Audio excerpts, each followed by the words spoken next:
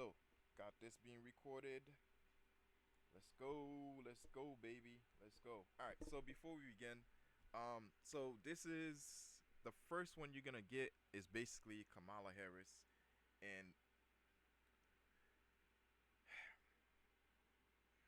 I don't know. Let's give her an applause as the first female vice president. You know, she did it. She did it. She did it. All right. Gotta give her kudos. Now, here's what I think about her and her running again. My opinion is this. You know what? You're gonna have to wait. You're gonna have to wait. Let's watch the next video. Let me roll that beautiful beam footage, get it going for you, and then we'll see what happens. We'll see what happens. I'll give you my opinion afterwards. After this scheduled broadcasting. All right, let's go. Let's go. All right, all right, all right, all right, all right. What's going on over here? What's going on over here? OBS currently active. All streams recording will be shut down. Are you sure you want to exit? No. Why is all stream recorded? That's weird. All right, here we go. Here we go. Here we go. Here we go. Here we go. Here we go. Here we go. All right, let me put this like that. All right, so when I'm ready, pin out and go back. But let's go. Kamala Harris. Is she running for 2026? Governor? Who knows? Who knows? Maybe, maybe not. But let's get it going. Has a bombshell announcement she will not run for California governor next year. Whoa, big surprise. Big surprise. I wonder why that is. Less than a year after she lost the 2024 election to Donald Trump, Harris's decision has already led to the inevitable speculation that this means that she will run again for president in 2028. In a statement explaining her... Wait, what? Why? ...decision, Harris says this, quote, "For now, my leadership and public service will not be in elected office. I look forward to getting back out and listening to the American people, helping elect Democrats across the nation who will fight fearlessly and sharing more details in the months ahead about my own plans." All right. You know, I'm going to say something. I'm actually glad she didn't run for governor. Because that was already played out. You remember Hillary Clinton ran for first lady. She didn't get it. And then she ended up running for governor. Or was it before? Either way, she was a governor. She went from being first lady to governor, then ran for presidency, didn't make it, tried multiple times, didn't make it. She can set the playing field and change it.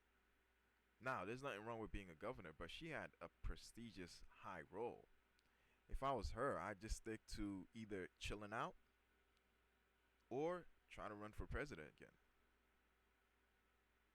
That's what I would do. But I wouldn't do it during the 2028. I'd wait a little bit while things cool down. The past is already like washing away a little bit. And then I would run. Right? Because at least by then, Biden won't be forgotten, but he'll more be like in a way immortalized as a past president, right? That's just chilling, right? He'll be a president that's maybe in retirement, relaxing himself, Doesn't have to worry about the past scrutinies that he faced before, because you have by then you'll have Biden, you'll have Trump, whoever else that's currently running, and then towards the middle um of that year of that person running after Trump, then I would announce myself as, maybe a future president or whatever, and get things going. That way things kind of cool down. Some things are forgotten. You know what I mean? Although past doesn't, past will always be there, and you can always go back to it. However, what that means is she at least has a chance of coming back a little bit cleaner. Maybe she fix her image, get a little bit more into the environment of the community that she's in, to find out what they want toward the U.S., see what they want, and then eventually run again. Now she has an idea, a perspective of what she wants to do for the people, as opposed to running immediately right away. Because tell you the truth, when she runs, whoever is running against her is gonna be asking her some will be asking her some tough questions, and those questions will involve the fact that during the time of Biden, since he was in his state after Trump became president, it was announced that he was in a state where some felt like he wasn't really there, according to sources on the media. So she could avoid that question of, well, what were you doing that whole time? And eventually just push her way out and make a name for herself by not trying to entangle herself with a situation where she's being asked too many questions. I would wait after 2028, then run. I mean, that's the best scenario. However, if it may be that she runs, who knows what may happen. But I do understand that there may be questions that she will be facing of, the past presidency where she was a vice president of.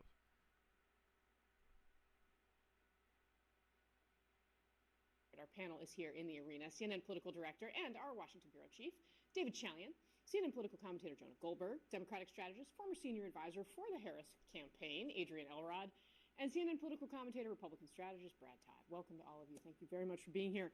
David Chalian, I spoke to one person close to Harris who insists this is just a decision about 2026. It's not a decision about 2028, and yet. Well, and yet, as you said, speculation. Listen, I think that is true. The for now in her statement is doing a lot of work to fueling the speculation about 28. But Casey, I mean, just a totally different assessment politically of looking at getting into a gubernatorial race where a lot of the polling had her as a dominant force if she were to get into the race. No sure thing to victory, obviously, in 26 versus what may be an extraordinarily crowded race in 28 that is far off yet, and that I don't think she will have any ability to sort of clear in any way for herself in 28. So I do take the advisor that you talked to and others I've spoken to at their word that this is not a decision about 28. Obviously, she's doing everything she can to preserve her options, and we're going to see a lot more of her in the next 18 months than we've seen in the last 6 months. There's no doubt about that. But I don't read this as automatically she thinks she's going to jump into the 28 presidential race. Adrian Elrod, what do you think? Look, I think her statement speaks for itself. This is a woman who has served Californians as San Francisco DA, as Attorney General, obviously as in the United States Senate, and as Vice President of the United States for the entire nation. I think she wants to take a step back, really focus on, how can she help the American people? How can she be a part of, pushing back against some of Trump's dangerous and divisive policies without having this transactional relationship with voters, which is exactly what she made clear in her statement, that she wants to be able to go out there and fight for people without having to go through the slog of running for office.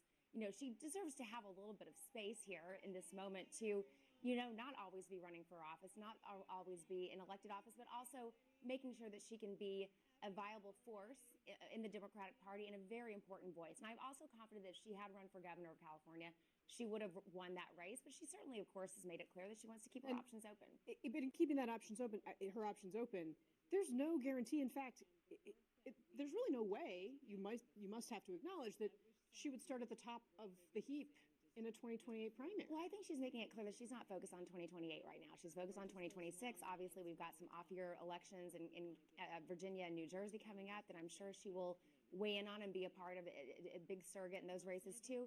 She's focused on making sure that Democrats can get a little bit of power back at the federal level, and I think that is where her focus will be, and we'll see what happens after the midterms. Jonah Glover, are you surprised by this decision? No. I think it makes a lot of sense on her terms. Democratic Party is more unpopular than it has been in something like 30 years, and I think it makes a lot of sense if she wants to run again for president, not to be in the public eye for a while, because He's lying. The Democratic Party right now, there's a lot of things going on that a lot of people are leaving. Most of the people that are there are basically the diehard Democrats. Some of the people are switching parties because they want to see change. Others are looking forward towards like maybe another party. So currently, right now, the Democratic Party needs some major overhaul, a change in like what their ideals are and what they're going to do for the American people. Because like um the people that I've seen, like, okay, take immigration for example. You have a lot of people that were getting aid. Meanwhile, you had people that was basically homeless in California. So these are the type of questions that they probably gonna be asking her, like, hey, you're giving all this aid to foreign, people coming in, but what about the people that were there that weren't getting any aid? You had homelessness that was like rampant in California, to a point where like there were camps that was set up. There was like some people were finding like a lot of horrific things going on, and it was, and then also you had like the crime rate of what was going on, and you know she's from that area, so people were expecting a lot of change to happen, you know, um, and that didn't happen. As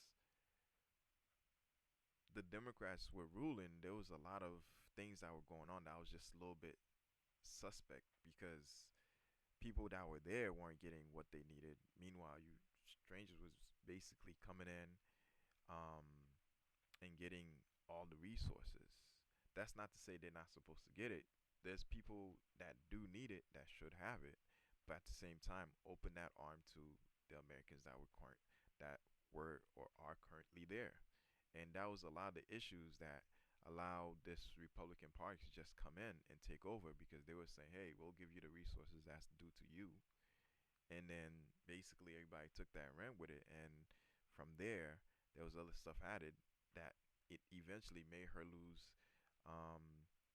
That's in my opinion. That made her lose her ability to win the elections. Basically, some people felt, based on the media, felt that she was kind of out of touch with the regular American, and that right there says it all. That the Democrat Party needs a rehaul to just focus, take time, study what's going on, learn the people, learn the community, and then just get itself together.